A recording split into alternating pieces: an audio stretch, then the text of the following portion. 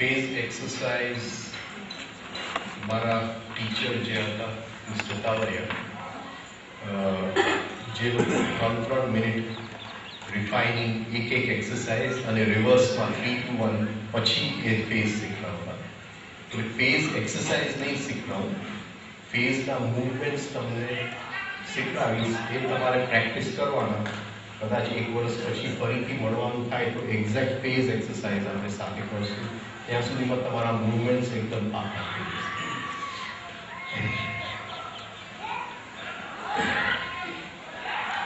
આજે આપણે વાત કરીએ અનકોન્શિયસ માઇન્ડની. અને જરા મન ખુલ્લું રાખજો, કારણ કે ઘણી બધી વસ્તુઓ તમને જડશે નહીં જેવું.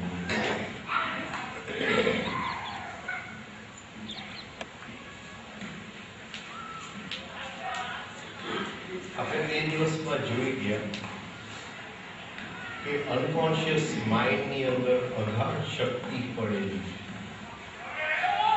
આ શક્તિનું નામ છે કુંડલી. આ શક્તિ એક જ છે, પણ જ્યારે એ વ્યક્ત થાય છે ત્યારે એ 64 જુદી રીતે વ્યક્ત થાય છે. આ અનકોન્શિયસ માઇન્ડ શું છે એ આપણને સેજ પણ ખ્યાલ નથી, કારણ કે આપણું અનકોન્શિયસ માઇન્ડ, પ્રાણીનું અનકોન્શિયસ માઇન્ડ, વનસ્પતિનું અનકોન્શિયસ માઇન્ડ સેમ છે. બધાની અંદર શક્તિ સેમ છે. કારણ કે એ અનકોન્શિયસ માઇન્ડને પ્રાણીએ સંસ્કારિત કરવાની કોશિશ નથી કરી, કારણ કે ત્યાં સંસ્કૃતિ નથી, ખાલી પ્રકૃતિ છે. મનુષ્યની અંદર સંસ્કૃતિ છે. એટલે એ જે અગાધ શક્તિ અનકોન્શિયસ માઇન્ડમાં પડેલી છે, મનુષ્યની આખો ઇતિહાસ ની અંદર એને એ શક્તિને સંસ્કારિત કરવાની કોશિશ કરી.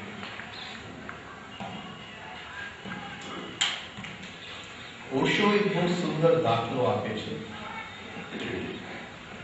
કે એક માણસ એક શોપિંગ મોલના કાર પાર્કમાં બેઠા છે, એની ગાડીની અંદર બેઠા છે, અને એક સ્ત્રી દુકાનમાંથી બહાર નીકળે છે. એ બહાર નીકળે છે એને દૂરથી દેખાય છે કે બહુ સુંદર છે.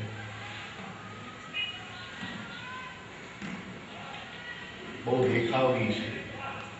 તો એની અંદર એક વાસના જાગે છે, ઓટોમેટિક જાગી જાય છે.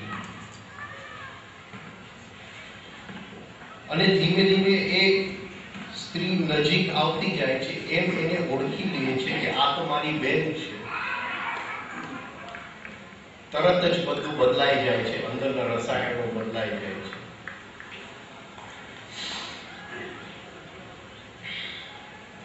એ જે હતું કે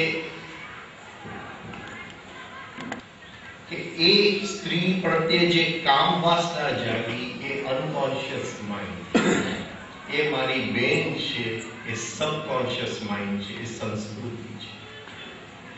કોઈ પ્રાણીને ખ્યાલ નથી હોતું કે આ મારી માં છે કે મારી બેન છે. એટલે અનકોન્શિયસ માઇન્ડ જે છે એની સાથે કામ કરવું બહુ મુશ્કેલ છે. અને કુંડલીની શક્તિ એ અનકોન્શિયસ માઇન્ડમાં પડેલી છે. જેટલી બજારની અંદર કુંડલીની સાધનાઓ ચાલે છે એ બધી બોગસ છે. કારણ કે કોઈ સમજાવતું નથી કે એ માઇન્ડની જોડે જો તમે કામ કરશો, એ શક્તિને જગાડશો, તો એ શક્તિને ઘડશો અને શું થશે? એ શક્તિ ચાલશે. કારણ કે આ બહુ ભયાનક શક્તિ. એટલે એક કુંડલીની શક્તિ જગાડવા માટે અમુક મૂવમેન્ટ આજે તમને સમજાવીશ, જે મારા ગુરુએ સમજાવ્યા. અને એ મૂવમેન્ટ્સ આપણે રિધમમાં કરવાના છે, એટલે કોઈ પણ આડઅસર ન થાય એ શક્તિ.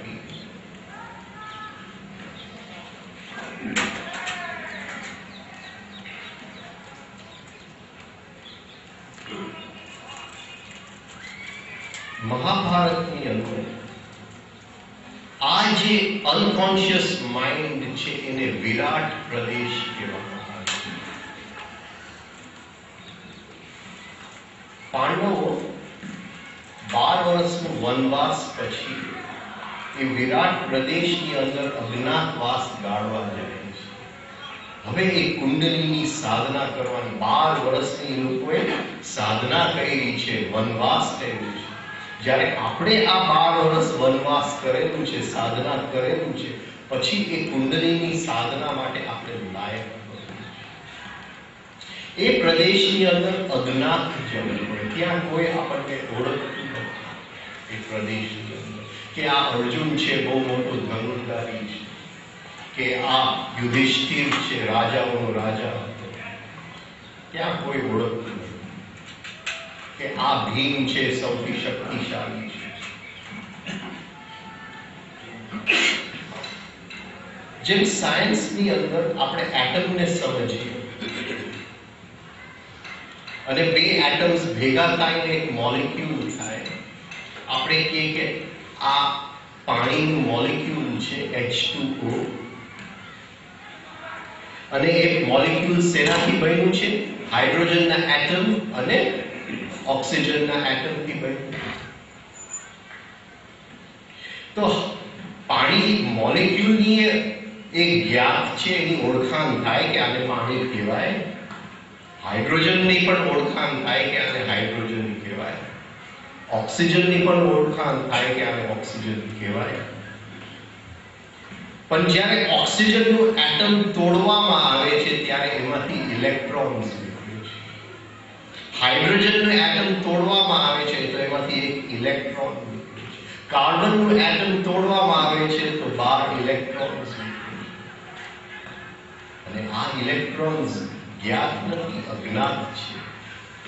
એ તમે કહી ન શકો કે આ હાઇડ્રોજનનો ઇલેક્ટ્રોન છે કે આ ઓક્સિજનનો ઇલેક્ટ્રોન છે. ઇલેક્ટ્રોન ઇલેક્ટ્રોન છે. એવી રીતે કુંડલીની શક્તિ એ વ્યક્ત ચોસઠ રૂપે થાય છે, પણ એ જે પ્રદેશની અંદર છે એ અજ્ઞાત પ્રદેશ છે. એટલે એને વિરાટ કહેવામાં આવે. કારણ કે આપણું કોન્શિયસ માઇન્ડ આટલું છે, સબકોન્શિયસ આટલું છે, અનકોન્શિયસ વિરાટ છે. અને જ્યારે યોગી સમાધિ દશાની અંદર પહોંચે છે ત્યારે એ જે અનકોન્શિયસ માઇન્ડ છે એની અંદર કોન્શિયસનેસનો પ્રકાશ રહી જાય છે, ત્યારે એને સમાધિની અનુભૂતિ થાય છે. તો એ લોકો આ વિરાટ પ્રદેશની અંદર અજ્ઞાતવાસનો 1 વર્ષ ગાળવા જાય છે. એ વિરાટ પ્રદેશ ક્યાંય નથી, આપણા મનની અંદર છે. અને આપણે પણ જો સાધના કરવી હોય તો 1 વર્ષ એ અજ્ઞાતવાસમાં જવું જ પડશે. આ બહારની અજ્ઞાતવાસની વાત નથી કરતો કે કોઈ જંગલમાં જાજો કે કોઈ ઘરમાંથી બધાને કીધા વગર નીકળી જાજો. અંદર હકીકતે રાતની નિંદ્રાની અંદર આપણે અજ્ઞાતમાં જ હોઈએ છીએ. ત્યાં રાજા હોય, મોટો ઇન્ડસ્ટ્રીયલિસ્ટ હોય, મોટો પોલિટિશિયન હોય, ઋષિઓનો ઋષિ હોય, ત્યાં તો બધા સરખા જ છે, અજ્ઞાત પ્રદેશ. કારણ કે જીવ જ્યારે આપણે ગહેરી નિંદ્રામાં જાય છે, conscious mind, subconscious mind, unconscious mind ફરીથી આત્મા સુધી પહોંચી, ફરીથી સજીવન થઈ, એ જીવ ફરીથી સવાર પડતા unconscious mind, conscious subconscious mind, conscious mind કરીને આમ ઊંઘની સાયકલ, સ્લીપની સાયકલ આપણે. એટલે એ વિરાટ પ્રદેશમાં જાઓ, એ કુંડલીની સાધના કરવું એટલે નિંદ્રાની સાથે સાધના કરવી. પણ રાતની નિંદ્રા તો શું, આપણે 24 કલાક નિંદ્રામાં રહીએ છીએ. એટલે આ નિંદ્રા તૂટે તો એ નિંદ્રાની સાધના થાય. તો એ લોકો અજ્ઞાતવાસમાં જાય છે, જુદા જુદા વેશરૂપ, એક જે વસ્તુ છે મહાભારત, એક વાક્ય, એક શબ્દનું જ્યારે આપણે ઉઘાડ કરવા જાય એના એટલા અલગ અલગ છટાઓ, અલગ અલગ મીનિંગ્સ નીકળે.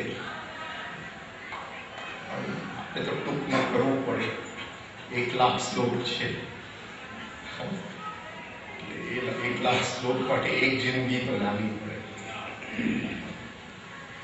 છતાંય જેને રસ આવે બહુ અદભુત છે. તો એ અજ્ઞાત પ્રદેશની અંદર દ્રૌપદી એટલે કુંડલીની શક્તિ.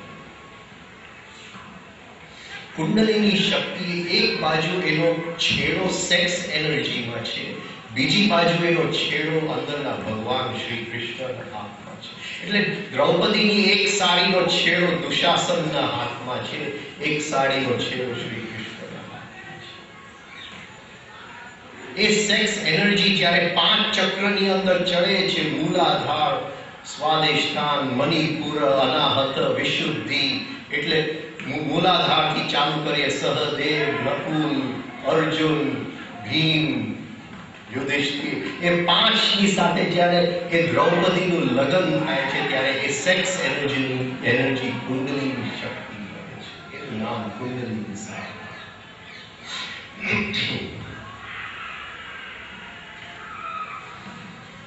હવે આ વિરાટ પ્રદેશની અંદર જે રાજા હોય છે વિરાટના, એનો એક જનરલ હોય છે, કમાન્ડર, જેનું નામ છે કીચક, સેનાપતિ. અને એ સેનાપતિની નજર દ્રૌપદી ઉપર પડે છે. કીચક એટલે હોલો બેમ્બુ. વર્ષો પહેલા જાપાનીઝ લોકો બાંબુના જંગલની અંદર ધ્યાન કર્યું. બાંબુની જંગલની અંદર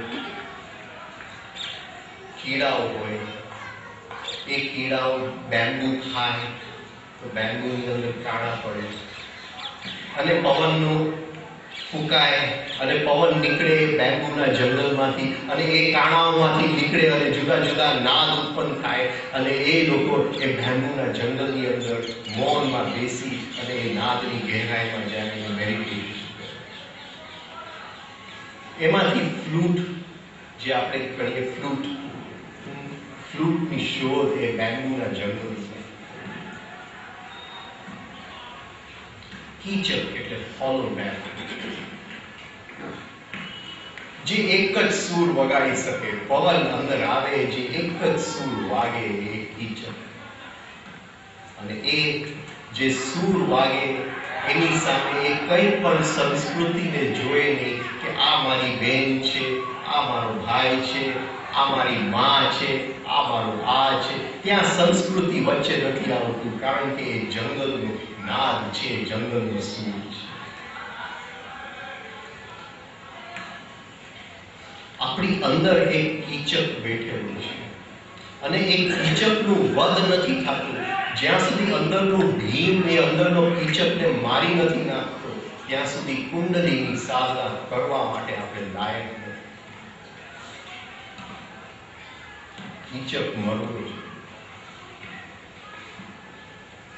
અને એ કીચક હર ક્ષણે છે અને છે જ.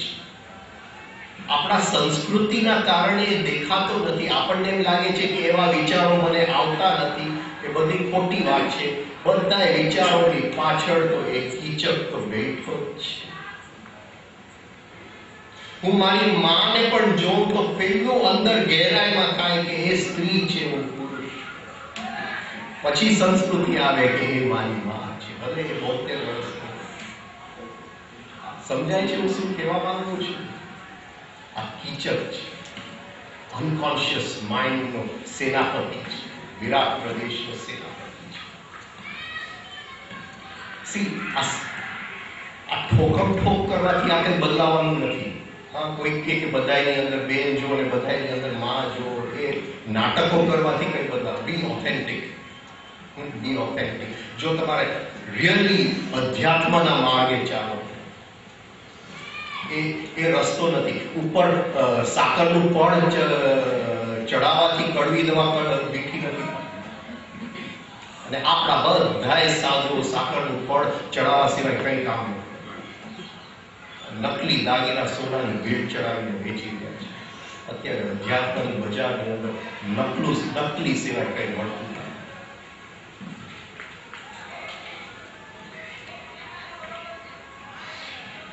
હું દુકાનમાં જાઉં છું, એક સુંદર વસ્તુ જોઉં છું દુકાનની અંદર ક્યાંય છે જો કોઈ જોતું ન હોય, જો આ સોસાયટી ન હોય, જો પોલીસ ન હોય, જો કોઈ પકડવા વાળું ન હોય, કોઈ જોવા વાળું ન હોય, તો આને હું ખિસ્સામાં નાખી એક કીચક છે.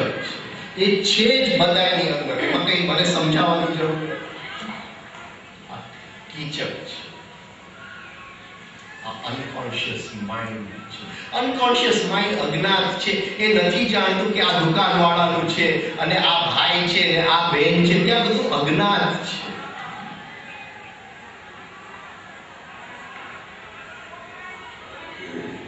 એ કીચકનું વધ કરો.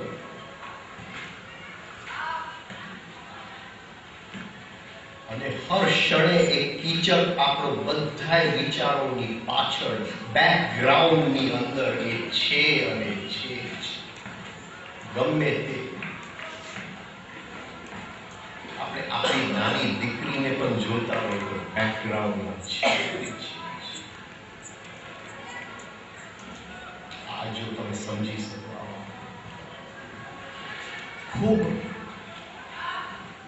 ખૂબ દ્રષ્ટા ભાવના પ્રયોગો કર્યા છે છેલ્લા 20 વર્ષની અંદર. ખૂબ કોન્શિયસ માઇન્ડ શું, સબકોન્શિયસ, અનકોન્શિયસની નિદ્રાની ગહેરાઈની અંદર ઉતરીને એક વસ્તુ તમારી સામે મૂકું છું. એવું નથી કે કંઈક ઇન્ફોર્મેશન ભેગું કરીને તમારી સામે. જે હું કરું છું રોજ એ જ તમારી સાથે વાત કરું છું, જે મારી સાધના ચાલી રહી છે.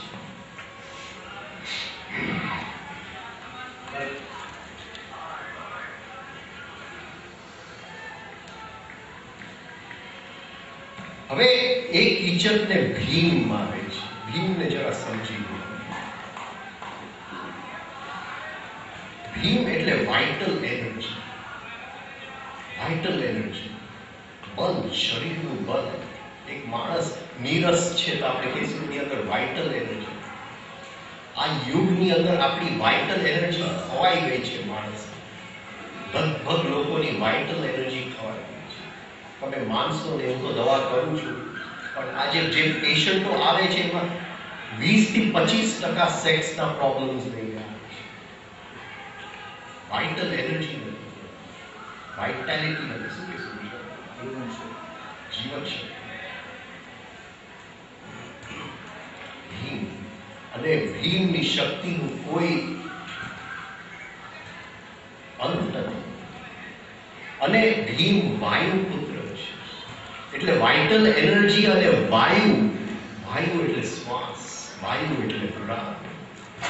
અને જેને વાયુ દ્વારા એ વાઇટલ એનર્જી, એ જીવન શક્તિને જે લયબદ્ધ કરેલું છે એને ભીમ. જ્યારે આપણે રિધમિક બ્રીથિંગ કરશું 2 વર્ષ 5 વર્ષ, તો આપણી સેક્સ એનર્જી ઓટોમેટિકલી રિધમમાં આવી જશે. આ નિયમ છે કે પ્રાણની અંદર લય આવી ગયું એટલે સેક્સ એનર્જીની અંદર લય જ આવી જશે. સેક્સના વિચારો એની મેળે ખરી પડશે. હવે એ કીચકને મારવા માટે આપણે લાયક બનીએ છીએ. એટલે ભીમે 12 વર્ષ જંગલની અંદર, વનવાસની અંદર આ સાધના કરેલી છે. એ સાધના આપણે કરવી, રિધમિક બ્રીથિંગની સાધના. અને જ્યારે એ સાધના કરે છે ત્યારે એનું એક લક્ષણ છે કે જીવનની અંદર જ્યારે સેક્સ એનર્જીનું ટ્રાન્સફોર્મેશન થાય છે, રૂપાંતરણ થાય છે સેક્સ એનર્જીનું, એ જીવન શક્તિનું રૂપાંતરણ થાય છે, એ લયબદ્ધ થાય છે, ત્યારે એક જાતની નાજુકતા આવી જાય છે.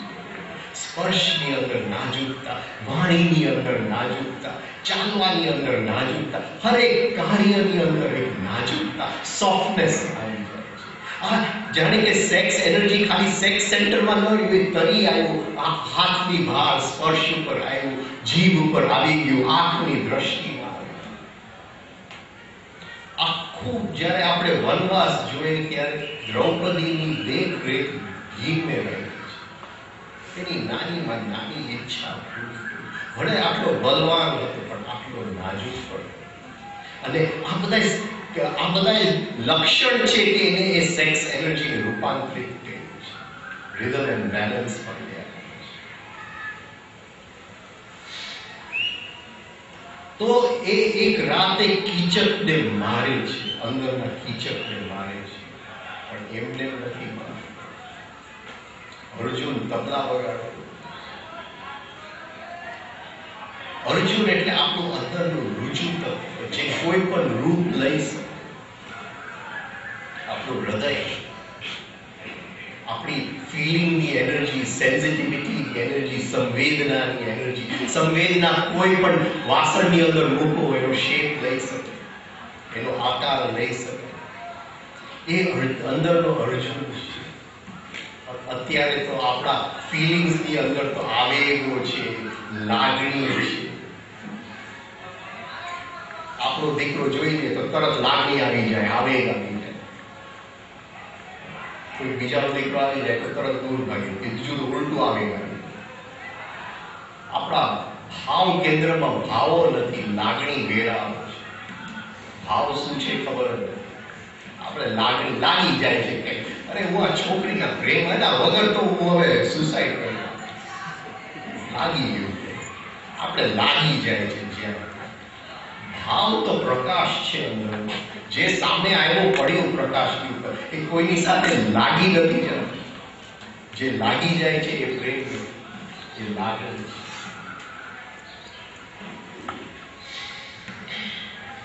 તો આ જે અંદરનો રુજુ તત્વ એ તાલ વગાડે છે, રિધમમાં લીધું. એટલે પહેલો નિયમ એ છે શ્વાસ લયમાં વાયુ તત્વ લેવું જોઈએ, સેક્સ એનર્જીનું રૂપાંતરણ થઈ જવું જોઈએ, અને ભાવના બધાય આવેગો શાંત થઈ જવા જોઈએ, લયમાં આવી જવા જોઈએ, તબલાના તાલની જેમ. અંદરના કીચકનો વધ થઈ શકે.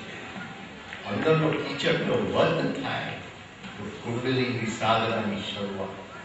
પણ જ્યાં સુધી આપણી અંદર ગમાણગમા છે, લાગણી અપલાગણીઓ છે, આ બધું છે, જ્યાં સુધી આપણે ક્યાંક ચોંટી જાય છે, જ્યાં સુધી કંઈક ગમે છે અને કંઈક નથી ગમતું, કુંડલીની સાધના કરવા માટે આપણે લાયક નથી. ભલે જે કોઈ જેને જે કહેવું હોય કે હું તમને કુંડલીની સાધના શીખવાડું, બધું ખોટું છે. હવે જો એક કુંડલીની સાધના શીખવી હોય તો એના બે માર્ગ છે. અહીં સુધી સમજ્યા તમે અનકોન્શિયસ માઇન્ડ શું છે?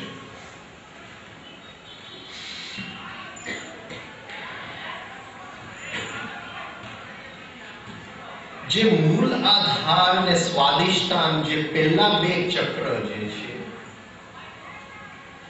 જે બધી જગ્યાએ કુંડલીની જે બતાવવામાં આવે છે, એ મૂલાધાર ને સ્વાધિષ્ઠાનની વચ્ચે ટેન્શન ઉત્પન્ન કરવામાં આવે છે કે અંદર કુંડલીની શક્તિ જબરજસ્તી ઉપર ચડી શકે. એવા ટેકનિક્સ છે, જબરજસ્તી ઉપર ચડી શકે. આ એક જાતનું રેપ છે. અનકોન્શિયસ માઇન્ડનું રેપ કરવા આપણે નીકળી પડ્યા છે. એમ નહીં કરવા. જે મારા ગુરુએ બતાવ્યું એ એક જાતનું મિલન છે મૂળ આધાર ને સ્વાધિષ્ઠાન. એને થતા બહુ લાંબો સમય લાગે છે, ઘણા વર્ષો નીકળી જાય છે. અને એ કરવા માટે ફેઝ એક્સરસાઇઝીસ એને મને શીખવાય. સોરી. તો એ ફેઝ એક્સરસાઇઝીસ આજે શીખવા.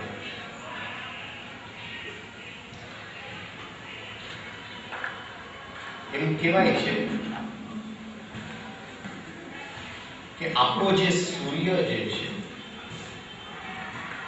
એ સૂર્ય એક વખતે બે તારાઓ હતા, બાઇનરી સ્ટાર. અને એક કાળો એકદમ તારો હતો, ઠંડો હતો, અને એક બ્રાઇટ ગરમ પ્રકાશિત. અને એક કાળો તારો આમ પડી ગયો સૂર્યની અંદર, એક થઈ ગયા. અને જે છાંટા ઉડ્યા એમાંથી આ સોલર સિસ્ટમ, આ ગ્રહ મંડળનું નિર્માણ. એક નવી સૃષ્ટિનું નિર્માણ. એવી રીતે આપણું મૂલાધાર અને સ્વાધિષ્ઠાન. મૂલાધાર છે એ કાળો તારો છે, સ્વાધિષ્ઠાન છે એ પ્રકાશિત તારો છે. અને એવી આપણે જો મૂવમેન્ટ કરીએ એની આગળ પાછળ, જેમ આપણે દહીંની અંદર છાશ વલોવીએ અને માખણ બની જાય તો એ બે જે છે એક તારો બની જશે અને અંદર એક નવી સૃષ્ટિ, એક નવું બંધારણ ઊભું થશે, એક નવો વ્યક્તિનો જન્મ થશે. અત્યારે જે સિરિયસનો તારો છે, વ્યાજનો તારો છે, એ પણ બાઇનરી છે, બે સ્ટાર છે. એક નાનો ડ્વોર્ફ છે અને એક મોટો તારો છે. અને એ બે નજીક આવતા જાય છે. આપણાથી 4.5 લાઈટ વર્ષ દૂર છે. હજી સાયન્સ કહેતું નથી, પણ ઋષિઓ તો કહે છે કે આપણું જે સૂર્ય અને એનું આખું જે કુટુંબ છે, જે ગ્રહ મંડળનું, એ સિરિયસના તારાની આગળ પાછળ આમ ફરે છે. જેમ પૃથ્વી એક વર્ષમાં 365 દિવસની અંદર ફરે છે. અને એક દિવસ એ સૂર્ય છે એનો બાળક છે, જે માં એનો બાળકને સાચવે છે, એ સૂર્યના ફરવાથી એ બે એક થઈ જશે અને નવું એક ગ્રહ મંડળનું નિર્માણ થશે. એમાં જીવન હશે કે કેમ ખબર નથી. જેમ આ બહાર થાય છે, એઝ અબવ સો બિલો, જેમ આ બહાર થાય છે એ જ વસ્તુ આપણે અંદર કરવાની છે. પ્રાણ ને મૂલાધાર ને સ્વાધિષ્ઠાનની વચ્ચે ચક્કર મારવાનું છે. અને એ પ્રાણને ચક્કર મરાવતા એક પોઈન્ટ એવો આવશે કે મૂલાધાર ને સ્વાધિષ્ઠાન એક થઈ જશે અને એમાંથી કુંડલીની શક્તિનો જન્મ થશે.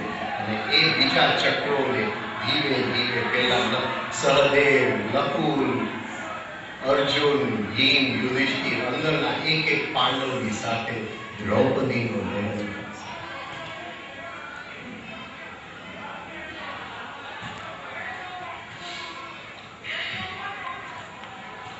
પણ જેમ મેં કીધું 12 વર્ષ રિધમિક બ્રીથિંગ, પેલા 12 વર્ષ વનવાસ, 1 વર્ષ અજ્ઞાતવાસ, પછી આ બધું થાય. પણ એના મૂવમેન્ટ અત્યારથી આપણે ચાલુ કર્યું. આ મૂવમેન્ટ કરવાથી જીવનની અંદર ઘણો બધો ફરક આવે છે.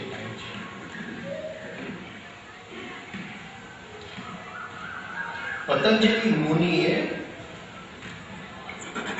કીધું કે આખી જે મનુષ્ય જાતિ જે છે એના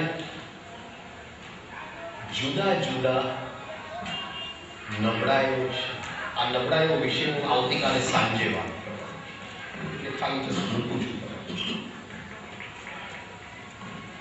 એને પતંજલિએ કીધું ક્લેશ, અને એને કીધું કે 4 ક્લેશ છે: અસ્મિતા, રાગ, દ્વેષ અને અભિનિવેશ. અને આ 4 ક્લેશ એક અંદર ચિત્તના ખેતરની અંદર રમી રહ્યા છે, અવિદ્યાના ખેતર. આ જે 4 ક્લેશ છે એ મૂલાધાર ચક્રની અંદર પડેલા છે. જ્યારે આ એક્સરસાઇઝ આપણે કરશું ત્યારે એ ક્લેશોમાંથી આપણે મુક્ત થાય છે. આ બહુ જ ગુપ્ત એક્સરસાઇઝીસ હતી. બની શકે તો પતંજલિ મુનિથી આ એક્સરસાઇઝીસ ચાલે. પતંજલિ મુનિનું યોગ સૂત્ર 4 ભાગમાં વહેંચેલું છે. કહેવાય છે કે 5મો ભાગ એને પોતાના શિષ્યને મૌખિક આપેલો. અને એની અંદર જે અત્યારે એક્સરસાઇઝ શીખવાડવાનો છું એ એક જ એક્સરસાઇઝ હતી. અને એ એક્સરસાઇઝ ગુરુથી શિષ્ય ચાલતા ચાલતા હવે આપણે એ એક્સરસાઇઝને પબ્લિકમાં શીખવાડીએ, કદાચ 5000 વર્ષ પછી. આ બહુ કિંમતી એક્સરસાઇઝ છે.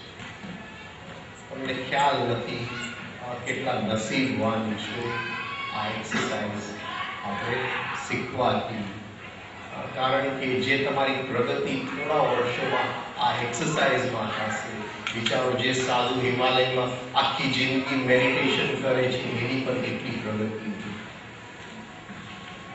તો પહેલા આપણે એક્સરસાઇઝ 3 સ્ટ્રેટ. હવે 5 માં પહેલા સેજ બેન્ડ કરો, પાછળ લ્યો શોલ્ડર્સ. હવે 6 માં નીચે આવે, નીચે નીચે નીચે એલ્બોઝ બેન્ડ. હવે ફરીથી આગળ 1, છાતી ઉપર 2, આને સ્ટ્રેટ 3, સેજ બેન્ડ, શોલ્ડર્સ પાછળ, નીચે આવે.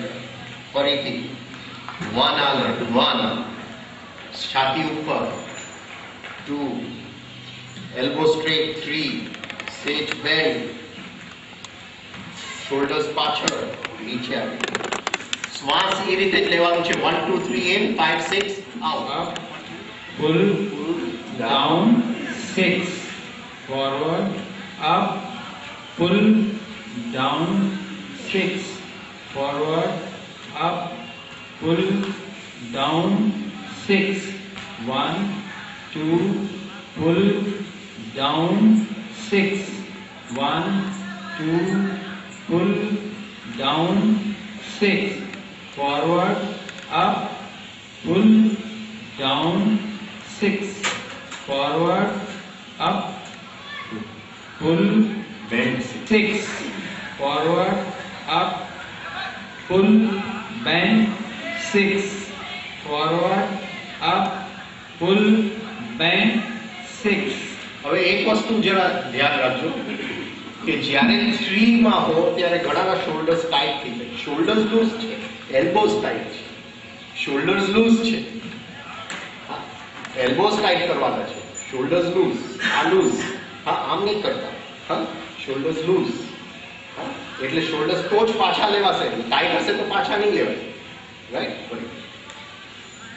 Forward, up, pull down 6, forward, up, pull bend 6, forward, up, pull bend 6, forward, up, pull down 6, forward, up, pull down 6, forward.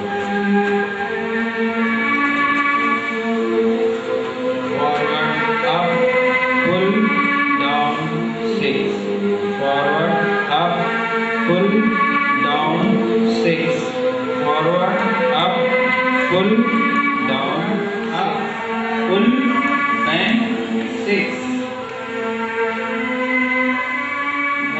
અમને છૂટ નથી ક્યાંય પણ આવી રીતે હવે શિબિરો સિવાય પબ્લિકમાં આ પહેલું પ્રસંગ છે જ્યાં એક્સરસાઇઝ અમે શીખવાય છે. પણ આજે કોઈએ કીધું કે તમે 5 વર્ષથી 1996 એટલે કેટલા વર્ષ, 12 વર્ષથી ભાવનગર આવો છો, આ 5મી વખત છે અને હવે તમારે શીખવવું જોઈએ. તો મને પણ થયું કે હવે આપણે શીખવવું જોઈએ. ભલે મને ખબર છે આમાંથી 2-3 જણા જ કરવાના છે, કોઈને ટાઈમ નથી કરવા માટે, પણ એ 2-3 જણા માટે પણ શીખવાડવું પડે. બહુ મોટી ક્રાંતિ થઈ જશે આ એક એક્સરસાઇઝ. ગજબની ક્રાંતિ તમારું જીવન બદલાઈ જશે. પણ નિયમ એ છે કે રિધમિક બ્રીથિંગ, રિફાઇનિંગ એક્સરસાઇઝીસ બની શકે તો 6 મહિના પછી તમને જો ફાવી જાય તો એક એક્સરસાઇઝનો સમય વધારતા જાઓ, 3-3 મિનિટ કરો. તો આવતા વર્ષે જો આપણે ફરીથી ભેગા થાય તો આ ફેઝ એક્સરસાઇઝ 36-18 એનું આખી એક્સરસાઇઝ કઈ રીતે કરવી એ આપણે સાથે કરીએ. અત્યારે તો બહારના રિધમમાં આપણે મૂવમેન્ટ કર્યા, પછી અંદરના પ્રાણને કેમ ભરવું, કેમ ફેરવવું. આવતીકાલે જો બ્લેક બોર્ડની વ્યવસ્થા થાય તો આ બ્લેક બોર્ડ ઉપર આવતીકાલે તમને સમજાવું કે કઈ રીતે અંદર પ્રાણ ફરે છે અને આ એક્સરસાઇઝથી કઈ રીતે એ પ્રાણની અંદર ફેરફાર આવે છે. અત્યારે તો ટાઈમ પૂરો થઈ ગયો છે.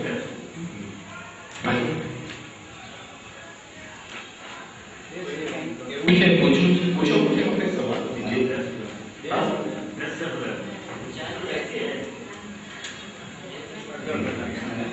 બે કલાકથી વધારે માણસ એકચ્યુઅલી 50 મિનિટ્સથી વધારે ન બેસી શકે. આપણી અંદર જુદા જુદા એનર્જીસના સેન્ટર્સ હોય અને એક એનર્જીનું સેન્ટર ખાલી થતા 45 મિનિટ્સ ટુ 50 મિનિટ્સ લાગે. એટલે સપોઝિંગ હું વાંચતો હોય, even if I M studying four anything, એટલે ધીસ ગોઝ વિથ એવરીથિંગ, તમારું ઓફિસ વર્ક કે એવરીથિંગ, 45 મિનિટ્સ એક સેન્ટરને ખાલી થતા લાગે છે. ત્યાર પછી એકોએક જે એનર્જીના સેન્ટર્સ છે એ પેર્સમાં છે, પેર્સ જોડવા છે. એટલે એકમાંથી બીજામાં જતા એને થોડી વાર લાગે છે. હવે જો 5 મિનિટ આપણે આરામ કરીને 45 એને જવા દીધું બીજા સેન્ટરની અંદર, તો 45 મિનિટમાં પહેલું સેન્ટર ભરાતું નથી. એટલે 90 મિનિટની અંદર તો બેઉ ખાલી થઈ જાય છે. બાકીના અડધી કલાક તમને અહીંયા અમે એક્સરસાઇઝ ને આને તે કરાવીએ એટલે પણ 90 મિનિટથી વધારે માણસ સાંભળી ન શકે. 45 મિનિટ, 5 મિનિટનું બ્રેક અને પછી બીજા 45 મિનિટ, પછી બધું ઉપરથી જતું જાય, પછી કંઈ ન થાય. પછી એ સેન્ટર્સ ફરીથી એને એનર્જી લેવા પડે. ઓફકોર્સ આ જે એક્સરસાઇઝ કર્યું, જે કલાકો લાગી જાય સેન્ટરને ભરવામાં, જ્યારે આ 36ના રેગ્યુલર કરશું ત્યારે 5 મિનિટમાં બધા સેન્ટર્સ ભરાય છે. આ ફાસ્ટ સ્પીડમાં પેટ્રોલ ભરાઈ જાય છે આ ફેઝ એક્સરસાઇઝ, રાઈટ? પણ કહેવાનો મતલબ એ છે કે માણસ વધારે ન સાંભળી શકે. એક એનર્જી સેન્ટર્સનું પોતાનું સાયન્સ છે. ઇવન તમે ભણતા હો તો 45 મિનિટ થાય એટલે થોડું ગેપ લઈ લેજો. હું તો કહું એક મિનિટ રિફાઇનિંગ કરી લેજો, 5-6 મિનિટ રિફાઇનિંગ કરી અને બીજું 45 મિનિટ ભણવા બેસી જાઓ. ઇવન ઓફિસમાં તો રિફાઇનિંગ ન કરી શકો, પણ 45 મિનિટ પૂરી થાય 1 મિનિટ ઓલ્ટરનેટ બ્રીથિંગ કરી લેજો મ્યુઝિકની સાથે. Let the body take its own to go into the new energy center. અને પછી 45 મિનિટ ફરીથી ધ્યાન આપો, પછી કોફી બ્રેક કે જે કંઈ તમારે રાખવું હોય રાખજો, ફરીથી 1 મિનિટ ઓલ્ટરનેટ બ્રીથિંગ કરીને ચાલુ. આવી રીતે અંદરના એનર્જી સેન્ટર્સનું સાયન્સ સમજીને તમે કરશો ને તો તમે એ સેન્ટર્સનું પછી ગાડાની જેમ બચી પડો કામ કરવા માટે. અને સાફ હોય ગયા પછી માઇનિંગ ચાલુ થઈ જાય ડીપ સેન્ટર્સમાંથી, જ્યાં એનર્જી આપણે જુદા કામ માટે લેવું છે એ સેન્ટર્સને ખાલી કરો. બરાબર? જે સવારે વાત થઈ એ રીતે નહીં કરતા. આવી રીતે એટલે 45 મિનિટ પ્લસ 45 મિનિટ આપણે 2 કલાક થઈ ગયા. બધા શાંતિથી 2 કલાક બેઠા. રાધે કૃષ્ણ કરું છું.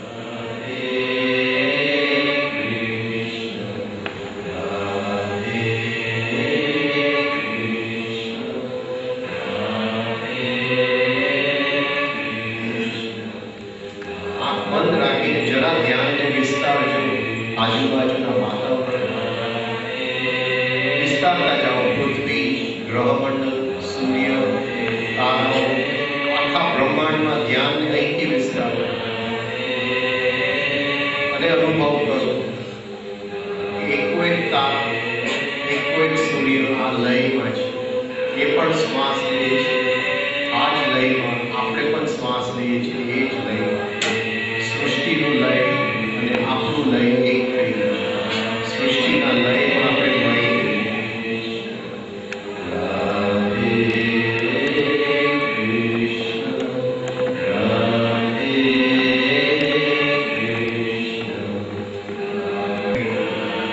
રાધા એટલે કૃષ્ણ એટલે પ્રાણ. જ્યારે પ્રાણ લયબદ્ધ થાય છે ત્યારે જીવન આખું રાધે કૃષ્ણની રાસ કરે. ધીમે ધીમે પાછા આવો. ધીમે ધીમે મ્યુઝિક બંધ થશે. મ્યુઝિક બંધ થયા પછી થોડા શ્વાસ ચાલુ રાખો. તમે બધાએ 2 કલાક શાંતિથી બેઠા એ બદલે આભાર.